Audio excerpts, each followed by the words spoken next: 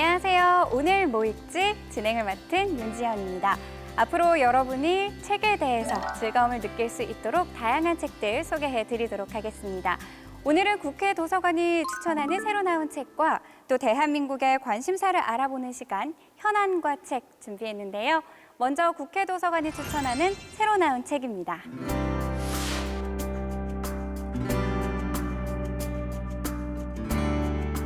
최근 온라인과 SNS에서 관심을 끌고 있는 성격 유형 검사 MBTI.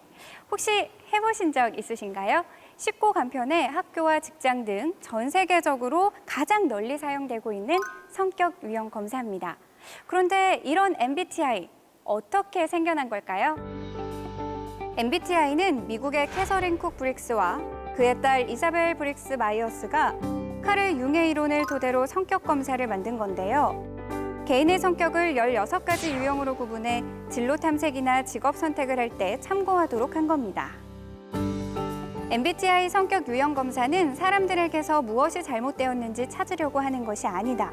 그들의 특별한 재능을 탁월한 수준으로 연마하도록 돕는 도구이다라고 이야기하는데요. 우리가 잘 몰랐던 MBTI의 탄생과 역사를 파헤치는 책. 그 흥미진진한 스토리가 궁금하다면 이 책을 참고하시면 좋겠습니다. 불황 속에서도 성장을 거듭하는 기업의 원동력, 무엇일까요? 책 해피 매니페스토의 저자 헨리 스튜어트는 영국 최고의 일터에 오른 교육회사 해피의 설립자입니다. 그는 행복과 성과를 끌어당기는 뉴 노멀 경영 전략으로 직원의 행복이 가장 우선시돼야 한다고 이야기합니다. 조직이 직원을 신뢰하고 직원이 자유롭게 일할 때 가장 극적인 변화가 시작된다는 건데요.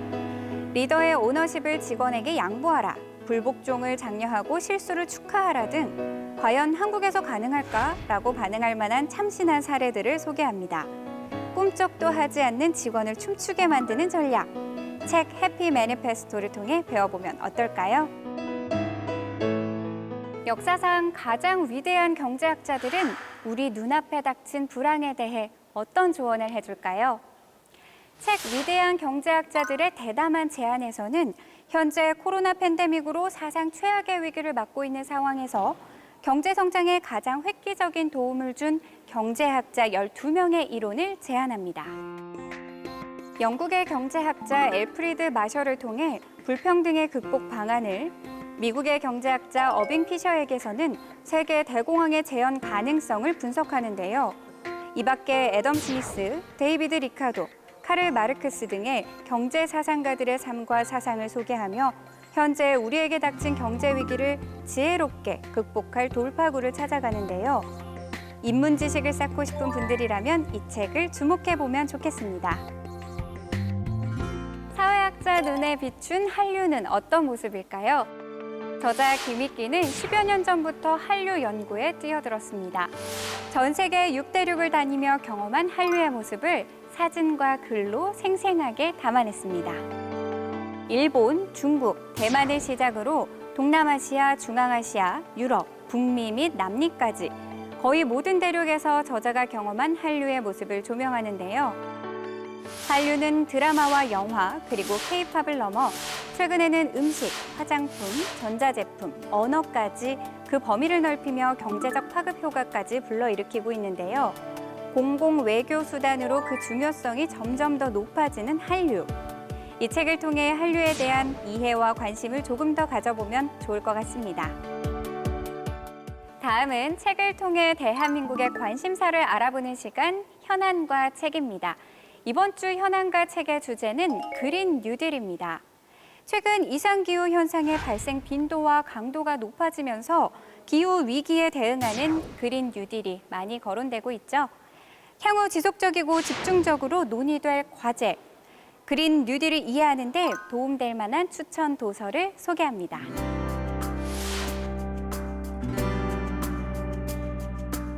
노동의 종말 저자이자 세계적인 경제학자 제레미 리프킨.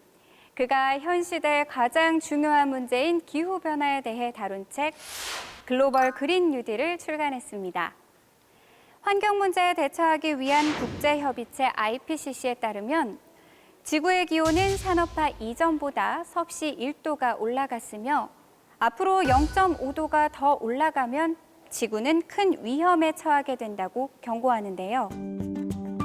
이런 위험을 피하기 위해서는 지구 온난화 가스의 배출량을 2010년 수준에서 45% 줄여야 한다고 합니다.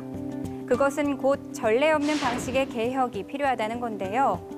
저자 제레미 리프킨은 이 책을 통해 지구상의 생명체를 살리기 위한 구체적이고 획기적인 청사진을 제시하는데요. 앞으로 가장 유명한 기회가 될 녹색 경제에 대한 시나리오가 궁금하신 분이라면 이 책을 참고하시면 좋겠습니다. 그렇다면 우리나라는 기후 위기에 어떻게 대응해야 할까요? 정의당 정의정책연구소장인 저자 김병권은 아직 우리나라에서는 낯선 그린 뉴딜 정책을 이 책을 통해 알기 쉽게 설명했는데요. 그린 뉴딜이 나오게 된 배경부터 주요 제안 사항, 그리고 아직 미완의 과제들까지 주목합니다. 저자는 LED 전구 바꾸기 또는 재활용, 재사용 등과 같은 점진적 해법이 통할 수 있는 시간은 이미 지나버렸다고 경고하면서 정부가 막대한 예산을 투입하더라도 에너지 대전환을 위해 바쁘게 움직여야 한다고 이야기합니다. 또한 세계는 지금 에너지 전환의 해법을 찾기 위해 보이지 않는 각축전을 벌이고 있는 상황에서 우리나라의 경쟁력과 에너지 전환으로 새롭게 창출될 일자리에 대한 이야기도 빼놓지 않습니다. 시대적, 문명적으로 전환의 시기에 놓인 지금, 이 책을 통해 환경과 경제를 함께 살리기 위한 해법을 같이 고민해보면 어떨까요?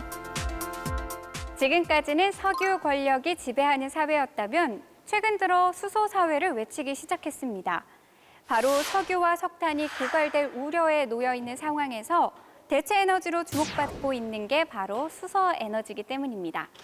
수소는 친환경 물질로 우주의 75%를 차지하고 있는데요.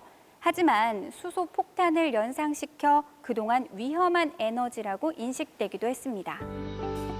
저자들은 무서운 에너지원 혹은 비싸다는 오해가 있다는 수소 에너지에 대해 연구하기 위해 2018년 1월부터 12월까지 국내 현장은 물론 미국, 중국, 독일, 노르웨이 등 전 세계를 직접 발로 뛰며 수소 경제 사회의 생생한 현장을 심도 있게 취재했는데요.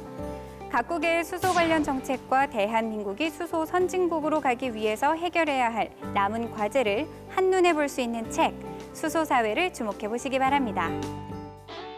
자세한 책 내용은 국회 도서관 홈페이지에서, 다시 보기는 국회 방송 홈페이지에서 보실 수가 있습니다. 그럼 저는 다음 주에 새로운 책으로 찾아오겠습니다.